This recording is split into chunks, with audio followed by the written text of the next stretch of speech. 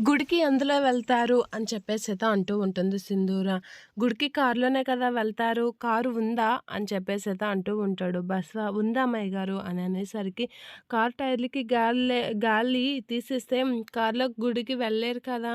ఇక మంచి రోజులొచ్చేవారు మళ్ళీ మంచి రోజులొచ్చే వరకు గుడికి వెళ్ళరు. కాబట్టి మనము కారుకి కార్ గాలి తీసేయాలి అనైతే అంటూ ఉంటుంది. అలా అనగానే చక్కర వీళ్ళందరైతే ఆ! అని చెప్పేసైతే వెళ్ళిపోతూ ఉంటారు. అదంతా చూసి ఆగండి అని అనేలోపు వాళ్ళందరైతే అవును అమ్మాయి గారు మీరు చెప్పిన ప్లాన్ భలేగుంది, సూపర్‌గుంది అని చెప్పేసైతే క్లాప్స్ కొడుతూ ఉంటారు. అలా అనేసి వెంటనే వెళ్ళిపోయి కారు టైర్‌లకైతే గాలి పీకేయడానికైతే రెడీ అవుతూ ఉంటారు. ఇక సింధూర నెక్స్ట్ ఇంకా ఏదో చెప్పబోయేసరికి వినకుండా వెళ్ళి గాలి పీకేస్తూ ఉంటారు. పదండ్రా ఇంకేం చూస్తున్నారు అని చంటి అయితే తీసుకొని వెళ్ళి నలుగురు 4 పక్కల 4 టైర్‌లకి గాలి పీకేస్తూ ఉంటారు. అది చూసి సింధూర షాక్ అవుతూ ఉంటుంది.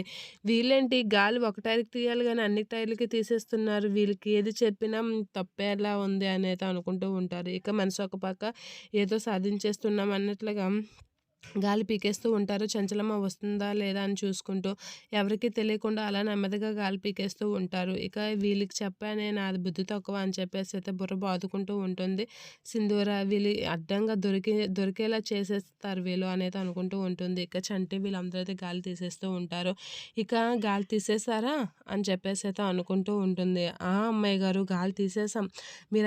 మీరు వేసిన ప్లాన్ సరిపోయిందనంటే ఎవరైనా కారుకి ఒక టైర్‌కి గాలి తీస్తారు కదా! 4 టైర్‌లకి గాలి తీస్తే ఇది ఎవరైనా కావాలని చేశారని అన్నట్లుగా ఉండదా? అని అంటూ ఉంటుంది. అలా అనేసరికి అవును కదా! అని బుర్ర బక్కరుకుంటూ ఉంటారు.